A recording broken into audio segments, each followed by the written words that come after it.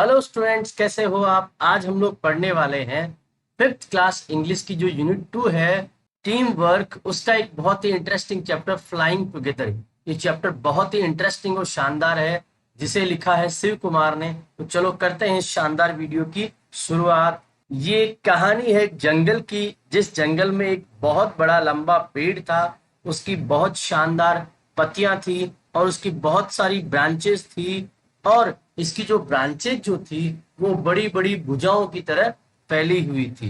ये जो पेड़ था, ये एक जो गीज का जो झुंड होता है, गीज एक पक्षी होता है जो बतख या हंस की तरह होता है, उसका घर था। यहाँ पे बहुत सारे गीज रहा करते थे और यहाँ पे वो अपने आप को बहुत अधिक सुरक्षित महसूस किया करते थे। उनमें से जो एक गीज था वो बहुत बूढ़ा और समझदार था।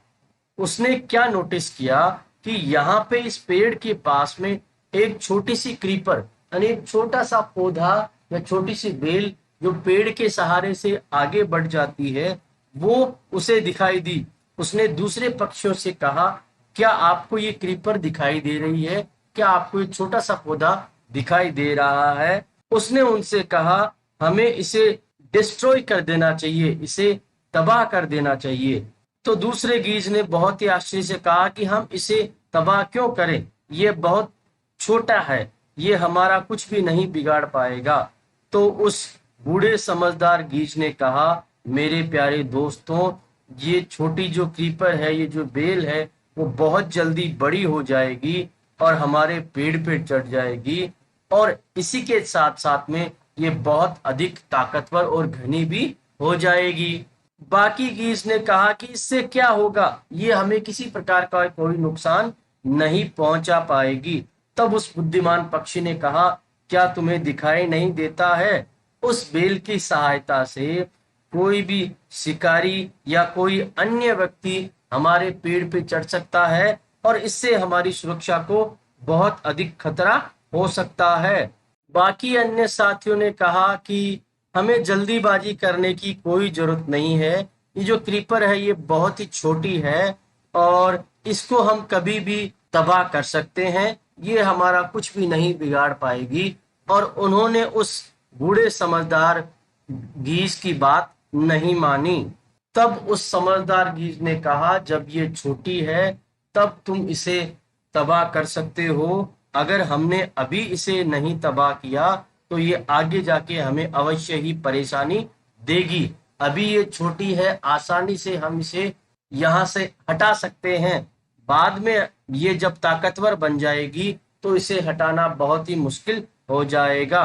तब बाकी गीज ने कहा, कोई बात नहीं, कोई बात नहीं, हम इसे देख लेंगे। लेकिन किसी ने भी उसकी बात को ध्यान से नहीं सुना और उसे नहीं हटाया। और कुछ समय बाद में वो उस बुद्धिमान पक्षी की सलाह को भी भूल गए और धीरे धीरे वो जो क्रीपर है वो बड़ी होती गई। और क्रीपर बड़ी होती होती धीरे धीरे उस पेड़ पे चढ़ गई और बहुत ही ताकतवर बन गई। ये एक रस्सी की तरह हो गई, जिसकी सहायता से आसानी से कोई भी उनके सुरक्षित पेड़ पे चढ़ सकता था। एक सुबह की बात है, जब ये सारे गीत जो है भोजन की तलाश में बाहर गए थे, उस समय एक शिकारी आया और उसने देखा कि ये वही पेड़ है जहां पे ये जंगली गीज रहते हैं।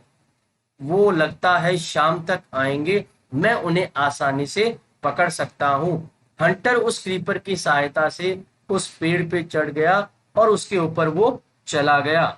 उसने उस पेड़ पे अपना जाल फैला दिया और धीरे से वहां से नीचे उतर गया और वापस वो वहां से चला गया।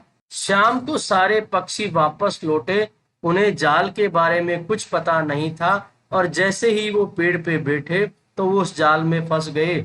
अब उन्होंने बहुत अधिक प्रयास किया वहां से निकलने का, लेकिन वो उससे निकल नहीं पाए। वो चिल्लाने लगे, सहायता करो, सहायता करो, हम इस जाल में फंस चुके हैं, अब हम क्या करें। अब उस बूढ़े समझदार पक्षी ने कहा, अब यहाँ पे चिल्लाने से कुछ नहीं होगा। बहुत समय पहले मैंने तुमसे कहा था इस छोटी क्रीपर बेल को यहाँ से हटा दो, लेकिन तुमने मेरी बात नहीं मानी। देखो अब तुम्हें उसका परिणाम भुगतना पड़ रहा है। कल सुबह वो शिकारी यहाँ आएगा और हम सबको मार देगा। सारे पक्षी रोने लगे कि हमारी बहुत बड़ी गलती हो गई, हम सारे मूर्ख हैं, हमने तुम्हारी बात नहीं मानी। अब आप बताइए कि हम किस प्रकार से बच सकते हैं। आप जो भी कहेंगे वो हम करने को तैयार हैं। उस समझदार पक्षी ने कहा, मेरी बात को ध्यान से सुनो। जब शिकारी यहाँ आए तो तुम्हें इस तरह से नाटक करना है कि तुम मर चुके हो और तुम्हें एकदम शांत रहना है।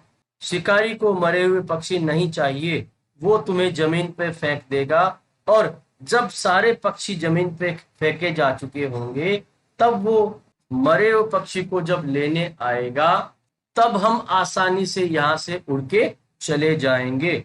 ऐसा ही हुआ और सुबह शिकारी आया, वह पेड़ पे चढ़ा और उसने देखा कि अरे ये सारे पक्षी तो मरे हुए हैं और एक एक करके उसने सारे पक्षियों को नीचे फेंक दिया। सारे पक्षी मरे हुए पक्षियों की भांति नीचे पड़े रहे जब तक कि सारे पक्षी वहां नीचे नहीं फेंक दिए गए।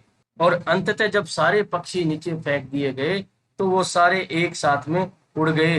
हंटर जो है वो बहुत ही आश्चर्यचकित रह गया कि ये क्या हुआ, इन पक्षियों ने तो मुझे बहुत अधिक चकमा दे दिया। अब हम इसके क्वेश्चन आंसर पढ़ने वाले हैं। पहला क्वेश्चन है कि गीज कहाँ रहते थे। The geese lived in the leafy branches of a tall tree. एक बहुत लंबे पेड़ के जो पत्ते वाली जो शाखाएं थे वहां पे गीज रहा करते थे। Why did the old bird advise the other birds to destroy the creeper. उस बूढ़े समझदार पक्षी ने दूसरे पक्षियों को उस क्रीपर जो कि एक बेल होती है उसको डिस्ट्रॉय करने की सलाह क्यों दी। The old bird advise the other birds to destroy the creeper because it could help a hunter to climb up the tree and kill all of them. बूढ़े पक्षी ने बाकी सारे पक्षियों को उस क्रीपर को डिस्ट्रॉय करने की सलाह इसलिए दी क्योंकि इसकी सहायता से कोई भी हंटर पेड़ पे चढ़ सकता था और उन्हें मार सकता था। तीसरा क्वेश्चन है, why did the geese cry help help. Geese क्यों चिल्लाने लगे help help. The geese cried for help because they were trapped in the hunter's net. Geese जो है वो हेल्प हेल्प इसलिए चिल्लाने लगे क्योंकि वो सारे जाल में फंस चुके थे।